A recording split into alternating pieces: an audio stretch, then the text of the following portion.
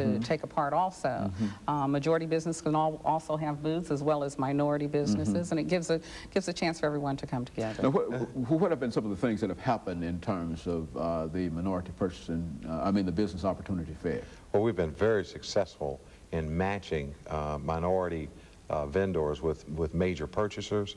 The numbers, and don't hold me to the exact penny, but certainly over the last 13 years, the fair and the efforts of the staff has resulted in over $2 billion in procurement for our membership. And when you think about it, that is a tremendous accomplishment.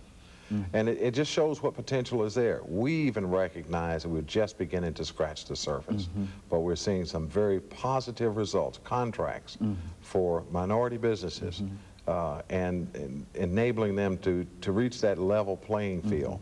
And it's very gratifying, both personally and as a representative of Nations Bank. We certainly are glad to see it.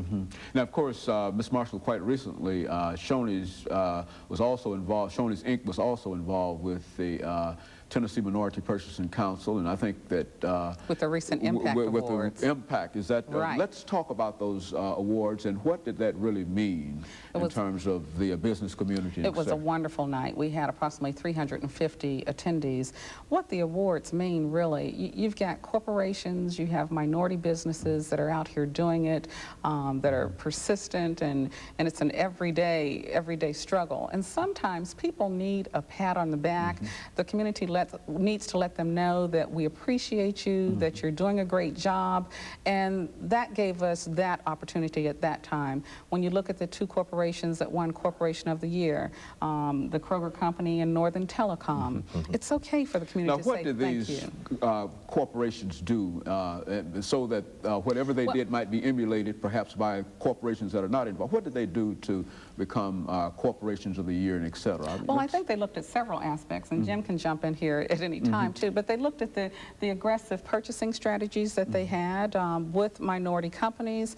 I know that the nominations and the ballots were received from the minority businesses. The minority businesses were able to vote on the majority company of the year. Yeah, that's right, Betty, and the key to it and what really makes it so rewarding is that these companies not only have demonstrated, they have put to the bottom line, they have produced substantial results in doing business with minority concerns. And they need to be recognized for that effort. And Betty's right, we all need that little pat on the back. More importantly, we enjoy showing successes because that breeds more success. Exactly. And that's what the Impact Awards did this year. Exactly.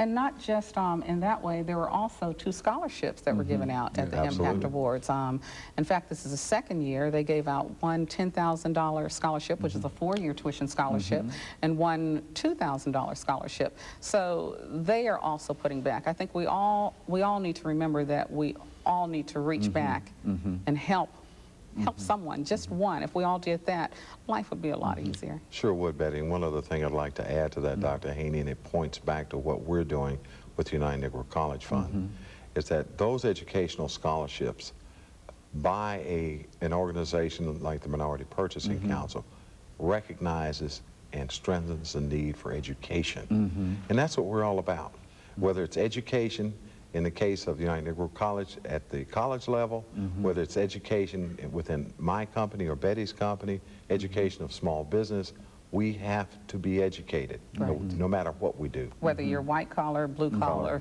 pink collar, whatever, you're going to need that. Okay, we've got about 5 minutes, and let's devote the final 5 minutes to summarizing some of the things that we've said about the United Negro College Fund, and perhaps giving those who might be watching this morning some information as to what they might do in terms of organizing for what I consider to be the greatest activity of this fund, and that's the Lou Rawls Telethon. I think that now what should people do starting now, and how would you There are several ways that people can contribute and participate in UNCF. They can give a direct contribution. They can respond to mail solicitation.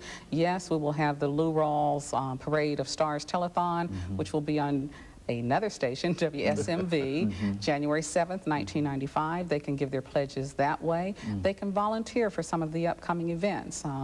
October 21st, we'll be having the gala, and we're going to recognize a gentleman that has done just so much for Fisk, and that is Dr. Henry Ponder.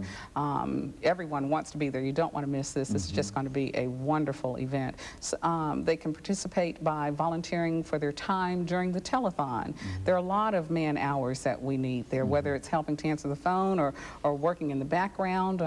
Churches can also help. There are numerous black churches throughout Nashville that can just get on the bandwagon or just enhance the program that they have right now. So feel free to contact myself, Jim Lawson, Jackie Thompson with J. Thompson Public Relations. As a matter of fact, we had Dr. Ponder on this show not long ago, Ms. Marshall, and he said that you were quite involved in terms of creating support for the upcoming UNCF telethon and etc. Why don't you give our audience some idea as to the kind of responses that you've found in terms of your campaign solicitation up to this point? It has just been wonderful, and I guess I consider it part of my duty, part of my responsibility, and I'm sure that Jim feels the same way, to make this one of the most successful campaigns ever. The only thing I can say is corporations, members of the community have been very responsive when we call on them, and those of you that have not heard from us will hear from us very soon, because we're in very dire needs right now when you look at what's happening throughout the community. And I know a lot of times the only thing that is really projected through the media are the negative images, and we want to build on the positive images, and everyone has to participate in this. So it's been very worthwhile, and I thank all of Nashville, all of Middle Tennessee. What have you found, Mr. Lawson, among the people that you deal with in terms of their reception to what you're doing and that kind of activity, solicitation and whatnot? Well, the solicitations are going real well. I can really echo a lot of what Betty has done, and Betty is doing such a fantastic job.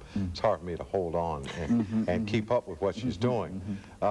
There is something, though, that and if we have time, I'd like to appeal to a lot of the individuals out in the community who somehow feel left outside of the circle. Some who say, well, I don't necessarily have a son or daughter who's going to be able to go to college, they think, or they don't have any children and don't see the need for contributing. And my response to that is this community needs to realize that supporting the United Negro College Fund, and in our case even more poignant, supporting Fisk University, provides the teachers, provides the higher education educators for the future. So we're not just looking at creating an African-American professional pool. These individuals come back into the communities, and as we're trying to recruit those sixth grade teachers, and we try to capitalize on diversity, UNCF schools make that possible, and the entire community needs to stand up and say, I support that effort. And so this final minute that we have, Ms. Marshall, any final comments in terms of UNCF and some of the other activities that you're involved in? I want everyone to participate in the gala that will be held October 21st at Opryland Hotel. And also look for us on January 7th, 1995 during the Parade of Stars Telethon and participate. Now this gala will be held where now? At Opryland Hotel. At Opryland Hotel. Right. And we'll be recognizing Dr. Henry Ponder. Okay. And what are some of the prices for the tickets? Are there haven't tables? really worked that out because we really want to make sure that everyone gets a chance to participate, corporations as well as individuals. The last thing I want to say, and Jim had hit on it, I know that everyone does not have $1,000, $5,000, but I want everyone to know that every dollar counts, whether it's 10, 25, 50, or whatever. No amount is too small. Very good. Let me thank both of you for taking the time out to come by and to talk about the United Negro College Fund and to give our audience some information, not only about the College Fund, but also about what various corporations and what Shoney's Inc. and what Nations Bank both doing in terms of trying to meet this critical need in terms of education.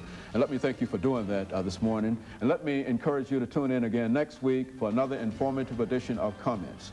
Thank you and good morning.